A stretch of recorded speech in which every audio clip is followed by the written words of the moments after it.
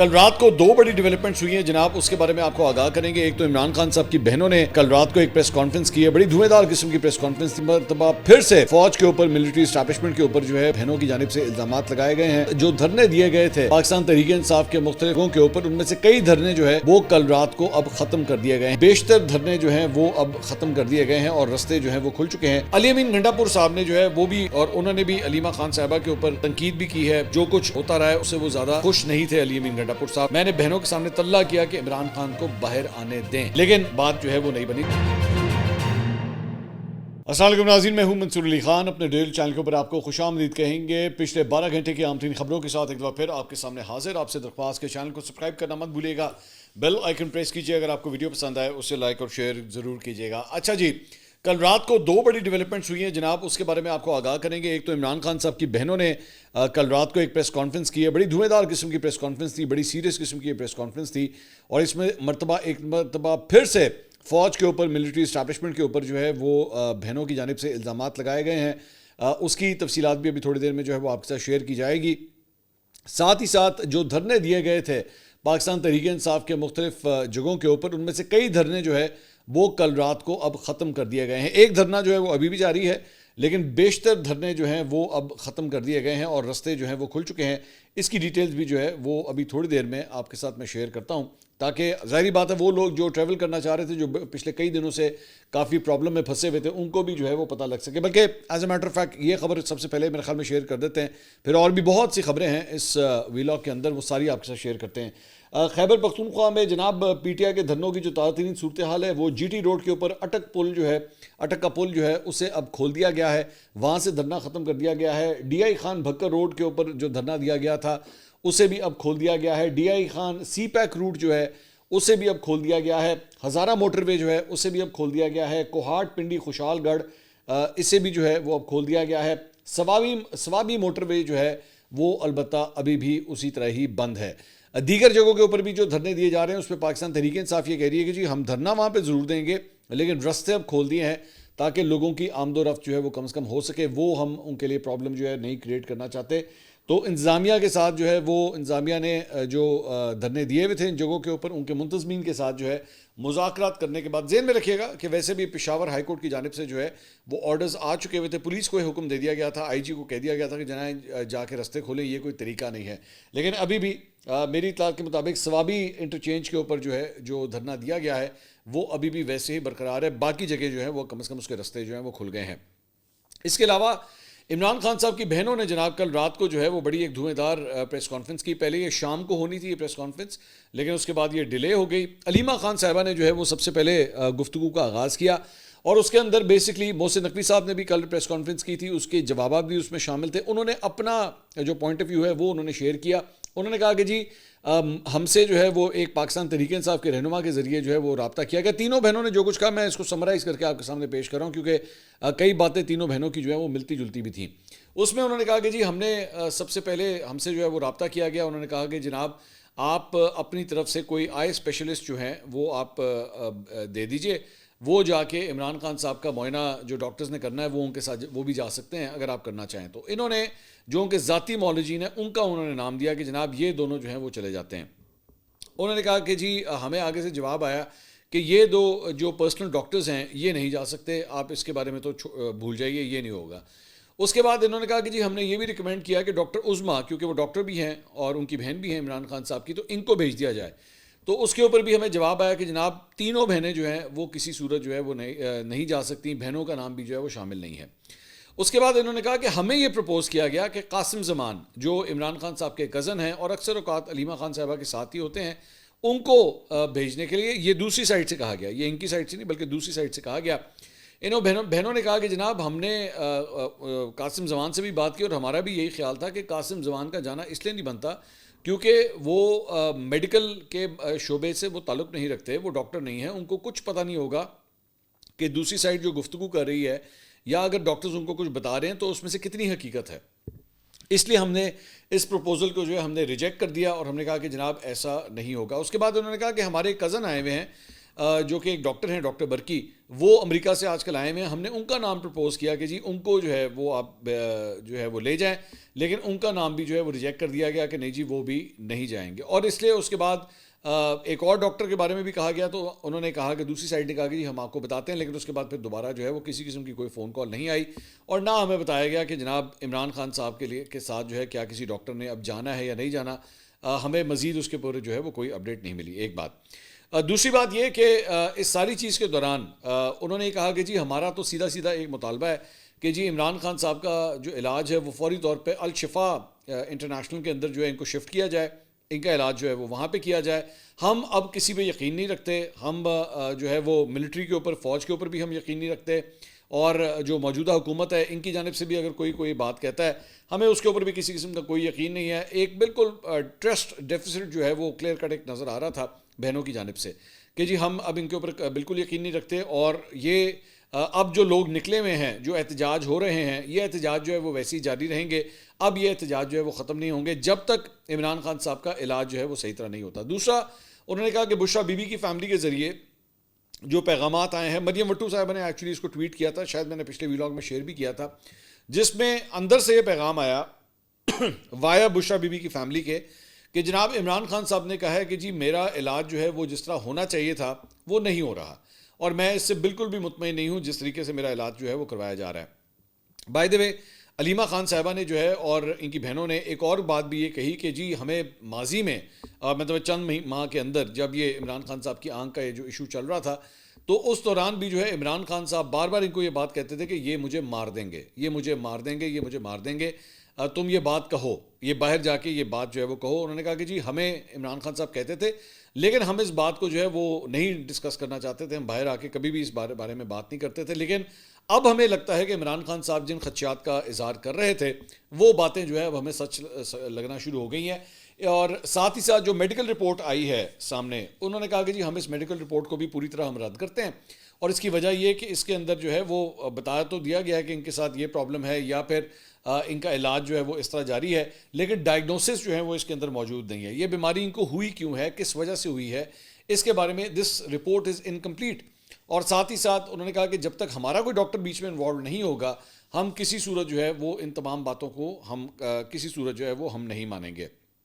بیچ میں جو بہنیں تھیں, آبویسلی میں بار بار وہی بات کرتا ہوں, because they are not politicians, press conference کرنے کی ان کو عادت نہیں ہے. میڈیا ٹاک ویسے تھوڑی بہت وہ کر لیتی ہیں, لیکن پریس کانفرنس کرنے کی عادت نہیں ہے. بیچ میں کئی صحافیوں کے سوالات سے جو ہے وہ چڑ بھی رہی تھیں.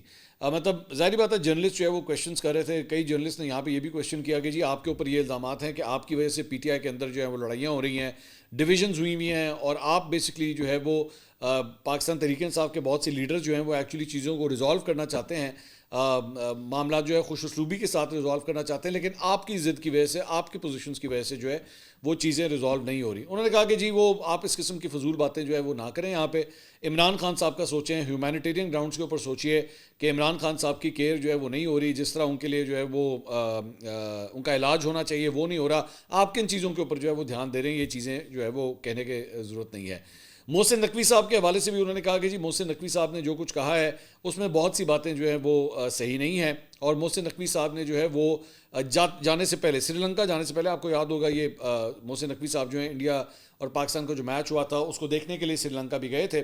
انہوں نے کہا تھا کہ جانے سے پہلے ان کی طرف سے جو ہے وہ ہمیں پیغام آیا تھا کہ جی انہوں نے گارنٹی دی ہے کہ عمران خان صاحب کو جو ہے شفا انٹرنیشنل میں شفٹ کیا جائے گا, ہاسپٹل میں شفٹ کیا جائے گا, لیکن ابھی تک جو ہے وہ ایسا نہیں ہوا. بائی دا وے, اسی طرح کی بات جو ہے ان کو ہاسپٹل میں شفٹ کرنے کی بات جو ہے اختیار ولی صاحب نے بھی میرے شو کے اندر کہی تھی کہ جی آئندہ آنے والے چند دنوں کے اندر آپ دیکھیں گے کہ عمران خان صاحب کو جو ہے وہ شفٹ کر دیا جائے گا. بہرحال ان کی بہنیں جو ہیں وہ کافی ایجیٹیٹڈ فیل کر رہی تھیں, لگ رہا تھا کہ بہت زیادہ جو کویشچنس کیے جا رہے ہیں اس سے وہ زیادہ خوش نہیں ہیں. علی امین گھنٹا پور صاحب نے جو ہے وہ بھی چند انٹرویوز دیے ہیں, اور انہوں نے بھی علیمہ خان صاحبہ کے اوپر تنقید بھی کی ہے. جو کچھ ہوتا رہا ہے اس سے وہ زیادہ خوش نہیں تھے علی امین گھنٹا پور صاحب. کل رات کو بھی جو ہے انہوں نے مختلف انٹرویوز دیے ہیں. ایک انٹرویو انہوں نے محمد مالک صاحب کو بھی دیا, اور بائی دا وے علیمہ خان صاحبہ اور ان کی بہنوں نے کہا کہ جناب اگر لوگ نکل رہے ہیں, اور اگر ان سے ایکچولی سوال کیا کہ جی لوگوں نے جو ہے وہ رستے وغیرہ بند کر دیے ہیں اور اس کی وجہ سے لوگوں کو بہت پریشانی ہے, آپ کے کارکنوں نے رستے بند کر دیے ہیں, تو اس کا انہوں نے دفاع کیا. انہوں نے کہا جی ان کا جمہوری حق ہے, اگر آپ جو ہے وہ آئین اور قانون کی دھجیاں اڑائیں گے تو پھر ہم بھی جو ہے وہ رستے جو ہے وہ بند کر سکتے ہیں, اور اگر عوام نکل رہی ہے تو یہی موقع ہے کہ عوام کے نکلنے کا. اس میں کوئی غلط بات نہیں ہے, اس میں کوئی بری بات نہیں ہے کہ اگر وہ نکلیں. سو مطلب it could be taken out from all this کہ یہ اگر دھرنے دیے جا رہے ہیں اس میں پوری سپورٹ جو ہے وہ علیمہ خان صاحبہ کی ہے. She is calling the shot, she is deciding all these things. اور گورنمنٹ کے اوپر جو پریشر ڈیولپ کرنے کی جو کوشش ہے وہ علیمہ خان صاحبہ از دا ون. اور وہ کل کی رات کی جو پریس کانفرنس تھی اس سے بھی کافی حد تک آئیڈیا ہو گیا. علی امین گھنٹا پور صاحب کی بات ہو رہی تھی, کل انہوں نے مختلف انٹرویوز دیے. انہوں نے محمد مالک صاحب کو بھی ایک انٹرویو دیا. انہوں نے کہا عمران خان سے فائنل ملاقات میں میرے ساتھ بیرسٹر گوہر بھی تھے. میں نے جب ان سے بات کی تو انہوں نے کہا کہ میں پاکستان کی خاطر مذاکرات کرنے کے لیے تیار ہوں. 25 نومبر کو بیرسٹر گوہر کی عمران خان سے ملاقات ہوئی تو انہوں نے کہا کہ سنگجانی پر رک جائیں, لیکن ہم نے حکم عدولی کی اور وہیں سے تباہی کا آغاز ہوا. اچھا یہ ذہن میں رکھیے گا, یہ 25 نومبر جو ہے یہ پچھلے سال, مطلب وہ بالکل جو پچھلے سال والا یہ اس کی بات ہو رہی ہے, مطلب 2024, یہ میں اس کی بات کر رہا ہوں, یہ اس کا ذکر کر رہے ہیں. علی امین گھنٹا پور نے دعویٰ کیا کہ اس وقت مجھ سے کہا گیا تھا کہ تم بھی تھک رہے ہو اور ہم بھی تھک رہے ہیں, چلو بیٹھ کر بات کر لیتے ہیں. 5 اکتوبر کے احتجاج کے بعد عمران خان کی شرائط پر مذاکرات ہوئے اور ٹی او آرز بھی بن چکے تھے.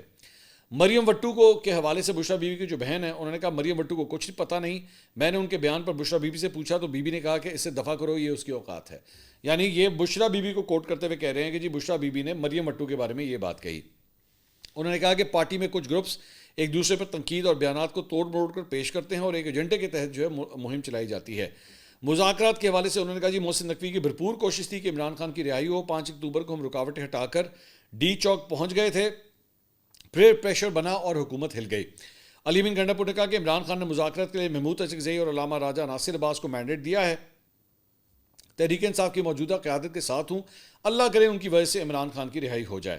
ایک سوال کے جواب میں انہوں نے کہا کہ سلمان اکرم راجہ کون ہوتا ہے کہ مجھ سے حساب لینے والا, پہلے میری قربانیوں کا حساب کریں پھر میرے بیان پر حساب لیں. جب بھی بات کی عمران خان کے لیے کی اور آئندہ بھی کروں گا تو عمران خان کے لیے ہی کروں گا, میرا کوئی ذاتی ایجنڈا نہیں. ایک وقت تھا جب ہم عمران خان کی رہائی کے لیے بڑے بڑے جلسے کر رہے تھے, میں نے جب احتجاج کے لیے کیے مخالفین میں سے کوئی بھی نہیں آیا. مجھے کسی سے گلا نہیں, نہ کسی سے سوال کرنا چاہتا ہوں. ایک اور سوال کے جواب میں انہوں نے کہا کہ عمران خان کو باہر آنے دے, پھر میں بتاؤں گا میری کتنی اوقات ہے اور علیمہ خان کی کتنی.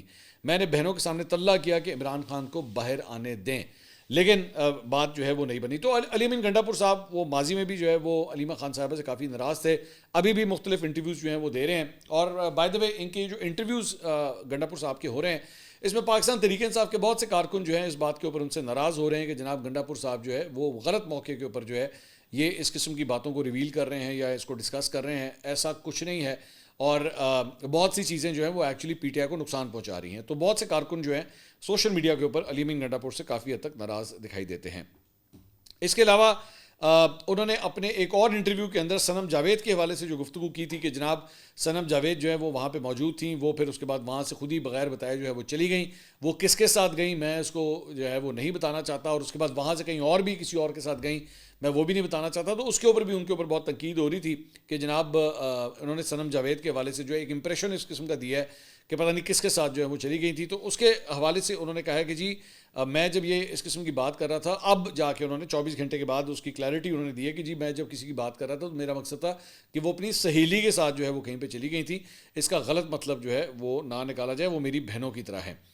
اس کے علاوہ ایک اور جو ڈیولپمنٹ ہوئی ہے اس سارے معاملے کے اندر وہ یہ ہے کہ جناب تحریک تحفظ آئین پاکستان نے عمران خان کی صحت سے متعلق 5 مطالبات کیے ہیں, جس میں عمران خان کو ذاتی معالجین ڈاکٹر عاصم اور ڈاکٹر فیصل کو بلا تاخیر نجی رسائی دی جائے. تمام میڈیکل رپورٹس اور ٹیسٹ نتائج فوری شیئر کرنے کا مطالبہ بھی شامل ہے.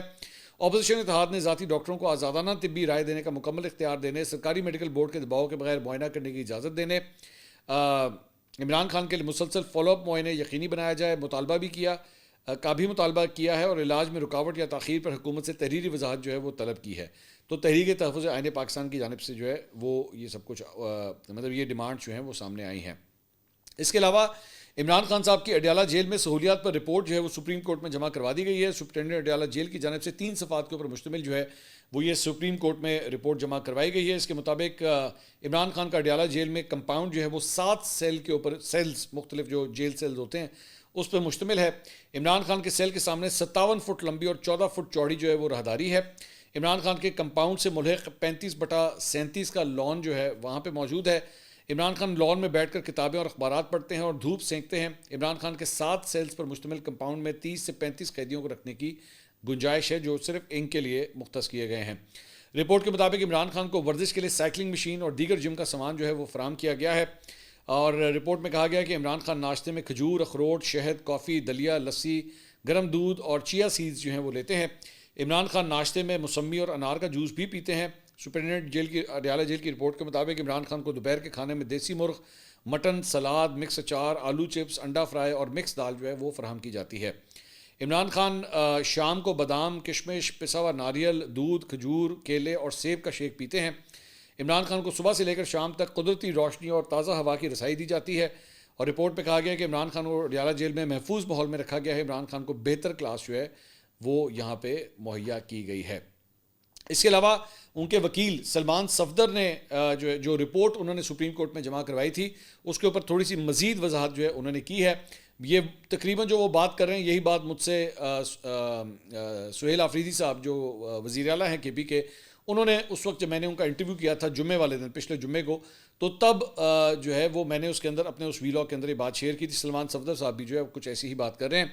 انہوں نے کہا کہ میں جب عمران خان صاحب سے ملنے کے لیے گیا تھا تو خان صاحب نے میری طرف دیکھا اور اپنی بائیں آنکھ پر ہاتھ رکھتے ہوئے دائیں آنکھ سے دیکھنے کی کوشش کی، مطلب لیفٹ آنکھ کے اوپر جو ہے وہ ہاتھ رکھا اور رائٹ آنکھ سے دیکھنے کی کوشش کی. خان صاحب نے کہا کہ سلمان تمہارا چہرہ مجھے نظر نہیں آ رہا، مجھے صرف روشنی کا احساس ہے. اور یہی بات انہوں نے رپورٹ میں لکھی ہے. اب یہ آسان بات ہے کہ عاصم یوسف صاحب جائیں گے، وہ آنکھوں کے اسپیشلسٹ نہیں ہیں، لیکن وہ خان صاحب سے یہ تو پوچھ لیں گے کہ آپ کی بینائی بحال ہے، آپ کو کہاں تک نظر آ رہا ہے، اور یہی بات وہ باہر آ کر بتا دیں تو ہم سب کو سکون ہو جائے گا. تو یہ تھوڑی سی کلیریفیکیشن جو ہے وہ ان کی جانب سے سامنے آئی ہے. اس کے علاوہ ایک اور خبر جو ہے، اب ذرا کرکٹ کی جانب جو ہے وہ تھوڑا سا رخ کرتے ہیں. جناب کرکٹ میں جو ہے وہ آج نمیبیا کے ساتھ پاکستان کا میچ جو ہے وہ پاکستانی وقت کے مطابق 2:30 بجے جو ہے وہ کھیلا جائے گا، اور آج بارش کا امکان بھی ظاہر کیا جا رہا ہے. ذہن میں رکھیے گا کہ کل زمبابوے اور آئرلینڈ کا میچ تھا جس کو زمبابوے کے لیے جیتنا ضروری تھا اگر وہ اگلے مرحلے میں جانا چاہتا تھا، لیکن میچ جو ہے وہ نہیں ہو سکا بارش کی وجہ سے، جس کی وجہ سے زمبابوے کو 1 پوائنٹ ایکسٹرا ملا، اور 1 پوائنٹ ملا، 2 نہیں ملے، 1 پوائنٹ ملا. لیکن اس کی بدولت یہ ہوا کہ وہ سپر 8 کے مرحلے میں جو ہے وہ داخل ہو گیا ہے، اور آسٹریلیا جو ہے وہ T20 ورلڈ کپ سے باہر ہو گیا اس بارش کے نتیجے میں. اب لیکن یہاں پہ اگر بارش ہوتی ہے نمیبیا کے خلاف پاکستان کے میچ کے اندر تو پاکستان فائدے میں رہے گا. فائدے میں اس طرح رہے گا کہ پاکستان کو 1 پوائنٹ مل جائے گا اور پاکستان جو ہے وہ آٹومیٹکلی اگلے مرحلے کے لیے کوالیفائی کر لے گا. امریکہ USA جو ہے وہ نمبر 2 کے اوپر ہے، پاکستان کو 1 پوائنٹ اگر مل گیا تو اس کا جو ہے وہ اوپر چلا جائے گا. ویسے ظاہری بات ہے پاکستان کا پلڑا جو ہے وہ بھاری ہے، نمیبیا کے خلاف تو شاید یہ میچ جیت ہی جائیں گے. اگر ایسا ہو جاتا تو پھر پاکستان کے پوائنٹس جو ہیں وہ انکریز کر جائیں گے. تو کولمبو میں 50 سے 60% جو ہے وہ ایکسپیکٹڈ ہے کہ بارش ہو. دوسری جانب ایک اور ساتھ ہی ساتھ بھارت کا جو ہے وہ نیدرلینڈس کے ساتھ بھی میچ جو ہے وہ آج کھیلا جائے گا.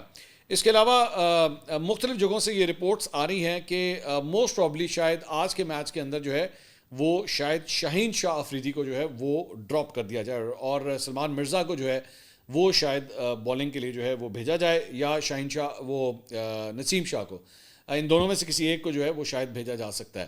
تو شاہین شاہ افریدی جو ہے وہ ان کو ڈراپ کرنے کی بات آ رہی ہے، لیکن ساتھ ہی ساتھ یہ بھی بتایا جا رہا ہے کہ شاداب اور بابر اعظم وہ ابھی بھی یہ میچ جو ہے وہ کھیلیں گے. لیکن ایک یہ کم از کم یہ تبدیلی جو ہے وہ ایکسپیکٹ کی جا رہی ہے کہ شاید یہ جو ہے وہ ہوگا. فخر زمان بھی جو ہے ان کے بارے میں کہا جا رہا ہے کہ وہ بھی میچ کھیلیں گے. اس کے علاوہ چند اور انڈین میڈیا آؤٹلیٹس جو ہیں وہ یہ رپورٹ کر رہے ہیں، اور اگر یہ انڈین میڈیا آؤٹلیٹس رپورٹ کر رہے ہیں تو اس کا مطلب ہے کہ یہ بڑی خبر ہے.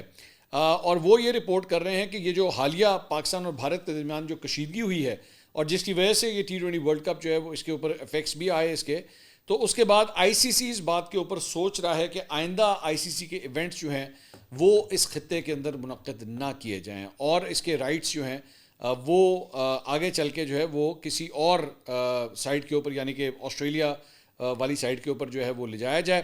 انڈیا ٹوڈے نے بیسکلی یہ رپورٹ کیا ہے، اور وہ انہوں نے رپورٹ کیا آسٹریلوی میڈیا کو رپورٹ کرتے ہوئے، مطلب وہ وہاں سے اس خبر کو لے رہے ہیں کہ ہو سکتا ہے کہ یہ اس کو وہاں سے شفٹ کیا. بیسکلی دا ایج اخبار ہے آسٹریلیا کا، اس نے یہ رپورٹ کیا ہے کہ اس کشیدگی کی وجہ سے جو ہے وہ ICC 2029 کی چیمپئنز ٹرافی اور 2031 کا ون ڈے ورلڈ کپ اسے ہندوستان سے باہر منتقل کرنے کے اوپر غور کیا جا رہا ہے تاکہ پاکستان اور بھارت جو ہے ایک دوسرے کے ممالک میں نہ کھیلنے کی جو پیچیدگیاں ہیں یہ کم از کم جو ہے وہ ختم ہو سکیں.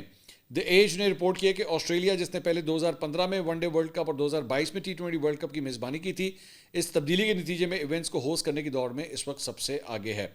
تو اگر ایسا ہوتا ہے تو ہو سکتا ہے کہ یہ ایونٹ جو ہے وہ یہاں سے شفٹ کر دیا جائے.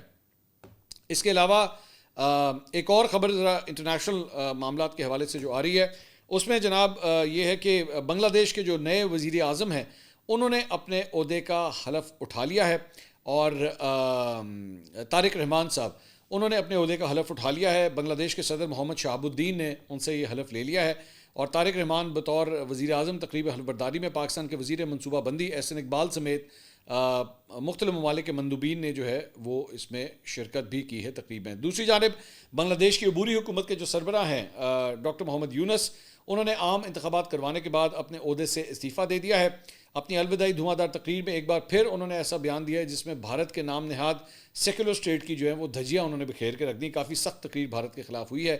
انہوں نے کہا جی بنگلہ دیش کا سمندر صرف فوجی سرحد نہیں ہے بلکہ عالمی معیشت سے بھی جڑنے کا دروازہ ہے. اسی تناظر میں انہوں نے نیپال, بھوٹان اور 7 سسٹرز کو خطے کی بڑی معاشی صلاحیت جو ہے وہ قرار دیا. اگرچہ محمد یونس نے بھارت کا نام نہیں لیا مگر یہ جو 7 سسٹرز ہیں ان کا براہ راست حوالہ جو ہے مودی سرکار کو بے چین کر گیا ہے. یہ جو 7 سسٹرز ہیں یہ بیسیکلی اگر آپ بنگلہ دیش کا میپ دیکھیں نا تو ایک سائڈ کے اوپر اس کی ایک سائڈ کے اوپر یہ 7 مختلف سٹیٹس ہیں بھارت کی, جس میں اروناچل پردیش, آسام, منی پور, میگھالیہ, میزورام, ناگالینڈ اور تریپورا, یہ بیسکلی 7 سٹیٹس ہیں جن کو 7 سسٹرز بھی کہا جاتا ہے. تو اس کا انہوں نے ذکر کر دیا ہے. اب اکثر اوقات یہ بات کی جاتی ہے کہ جو چکن نیک بنتا ہے بیسکلی ایک بڑی باریک سی راہداری ہے, اگر اس کا رستہ کٹ جائے ٹورڈز the 7 اسٹیٹس تو انڈیا کی یہ 7 ریاستیں جو ہیں وہ بھارت سے کٹ سکتی ہیں. تو چونکہ محمد یونس نے اپنے اس خطاب کے اندر 7 اسٹیٹس کا ذکر کر دیا, 7 سسٹرز کا ذکر کر دیا, تو اس کی وجہ سے انڈیا کے اندر جو ہے بڑی آگ لگی ہوئی ہے اس وقت. اگلی ویڈیو میں آپ سے دوبارہ ملاقات ہوگی. اللہ حافظ.